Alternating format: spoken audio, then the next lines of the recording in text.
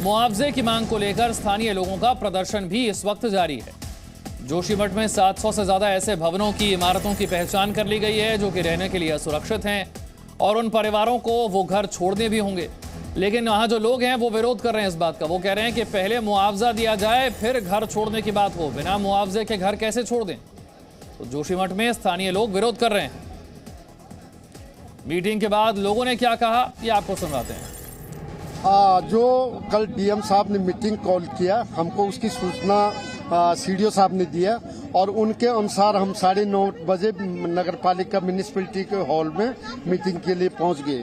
वहां मीटिंग लेने वाले थे मुख्यमंत्री जी के प्रमुख सचिव। तो उन्होंने कहा कि ये बद्रीनाथ के तर्ज में नहीं होगा, लेकिन मार्केट रेट पे हो जाएगा। हमने बोला मार्केट रेट बता दीजिए। बोले हम नहीं बता सकते। तो हमने बोला हम भी नहीं उठ सकते। वो हमको क्लियर कट रेट नहीं बता रहे। हम अपने सपनों का बिजनेस शुरू करने के लिए आपको कोई भी बैंक बिजनेस लोन नहीं दे रहा?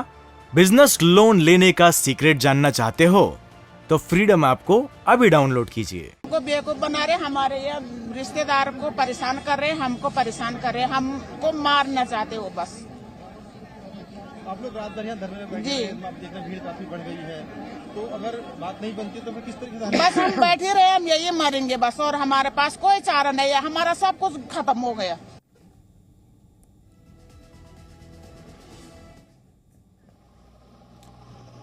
तो जोशीमठ के संकट को लेकर बैठकों का दौर जारी है। प्रशासन और स्थानीय लोगों के बीच में बैठक भी हुई है।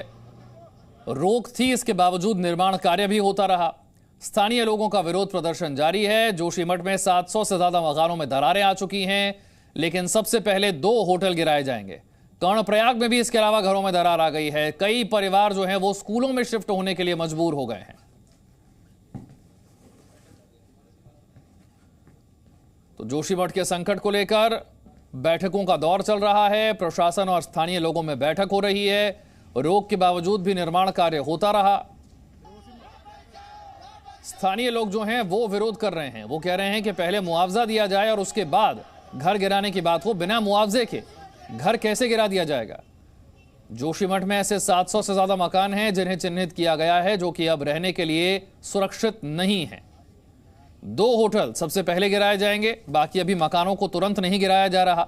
जो सबसे पहले गिराए जाएंगे वो 2 होटल हैं, क्योंकि उनकी इमारतें जो हैं वो झुक गई हैं।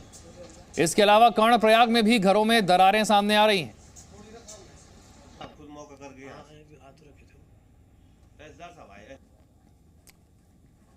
सीधे जोशीमठ का रुख करते हैं। विशाल पांडे मेरे सहयोगी मेरे साथ हैं। विशाल, अब स्थिति क्या है?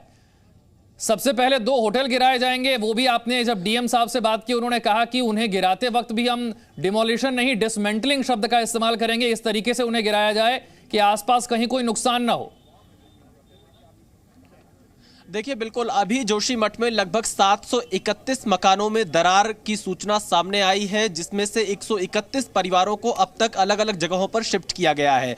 और इन 731 भवनों में से 86 भवन ऐसे हैं जिन्हें डेंजर जोन में रखा गया है, जो बहुत ही खतरनाक श्रेणी के मकान हैं। लेकिन अभी फिलहाल इस मीटिंग में यह फैसला लिया गया है कि 2 होटल जो माउंट व्यू और मलारी इन है, सबसे पहले इनको गिराया जाएगा। लेकिन अभी तक इसको गिराने पर आम सहमति नहीं बन पाई है। जो दोनों होटल के मालिक हैं और जोशीमठ के व्यापारी हैं, उन्होंने कई सवाल खड़े किए हैं और अपनी बात रखी है। उन्होंने ये कहा है कि उन्हें मुआवजा उचित रेट पर मिलना चाहिए। हालांकि बातचीत के बाद उनका यह कहना था कि अभी आगे एक दौर की और बातचीत होगी।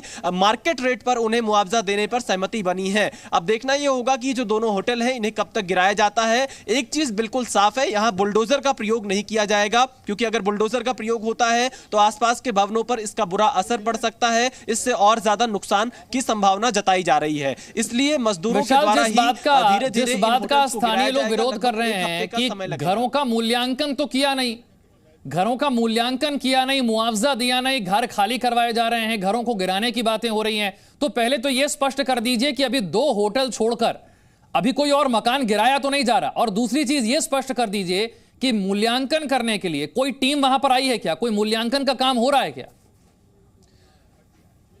देखिए, इसमें दो तरह की बातें मीटिंग में निकलकर सामने आई हैं। सबसे पहली बात तो ये, कोई और भवन नहीं गिराया जा रहा है, सिर्फ 2 होटल गिराए जाने की बात हुई है। दूसरी चीज, यहां पर अंतरिम राहत के तौर पर 1.5 लाख रुपए प्रति परिवार, जो प्रभावित परिवार हैं उन्हें मुआवजा दिया जा रहा है, ताकि वो अपनी शिफ्टिंग कर लें, जहां वो जाना चाहते हैं वहां वो शिफ्ट कर लें, या किराए पर रहना चाहते हैं, या फिर सरकार की जो व्यवस्था है अगर वहां पर जाकर रहना चाहते हैं। लेकिन पुनर्वास को लेकर सभी की अलग अलग मांगे इस मीटिंग में दिखाई दी हैं। कुछ परिवारों ने यह मांग रखी है कि उन्हें जमीन दे दी जाए, वो अपने आप घर का निर्माण कराएंगे। कुछ परिवारों ने यह मांग रखी है कि उन्हें घर बनाकर दिया जाए घर के बदले, और कुछ लोगों ने पैसे की वन टाइम सेटलमेंट की मांग की है कि वो बाहर जाकर कहीं शिफ्ट होना चाहते हैं। तो ऐसे में राहत और पुनर्वास पैकेज का जब ऐलान होगा उसका इंतजार करना होगा कि राहत पुनर्वास पैकेज कितना अलग होगा, क्योंकि अभी थोड़ी देर पहले मैंने सचिव मुख्यमंत्री से बात की तो उन्होंने कहा कि ये लोगों के हिसाब से अलग अलग राहत पुनर्वास पैकेज बनाया जाएगा, जिस पर अंतिम फैसला उत्तराखंड की कैबिनेट की बैठक में लिया जाएगा, जिस पर उम्मीद जताई जा रही है कि अगले 1 हफ्ते में इस पर फैसला लिया जा सकता है। तो लोगों की मांग अलग अलग है, तो इसलिए अभी फिलहाल उनको 1.5 लाख रुपए की अंतरिम राहत दी जा रही है सरकार की तरफ से। पर सवाल यह है कि जो मैंने मुख्यमंत्री के सचिव से भी पूछा, डीएम से भी पूछा कि इसका मुख्य कारण क्या है, क्यों जमीन धंस रही है, क्यों भवनों में दरार आ रही है, तो इसका जवाब अभी फिलहाल किसी के पास नहीं है। जोशीमठ में लगभग 5000 की संख्या में मकान है। 5000 में से 731 भवनों में अब तक दरार की सूचना आ रही है। ये सरकारी आंकड़े हैं, लेकिन गैर सरकारी आंकड़े हो सकता है इससे ज्यादा हो। पर सवाल ये उठता है कि अगर धीरे धीरे ये दरार बढ़ती गई तो क्या आप पूरे जोशीमठ को खाली कराएंगे? तो इसलिए सबसे पहली प्राथमिकता यह होनी चाहिए कि इसका कारण क्या है, ये जल्द से जल्द पता लगाया जाए और उसको रोकने पर काम किया जाए, ताकि जोशीमठ को बचाया जाए। जोशीमठ बहुत महत्वपूर्ण है, आध्यात्मिक शहर है, सांस्कृतिक विशाल, एक और बात यहाँ पर आप समझनी होगी, आपने बद्रीनाथ का प्रवेश द्वार है।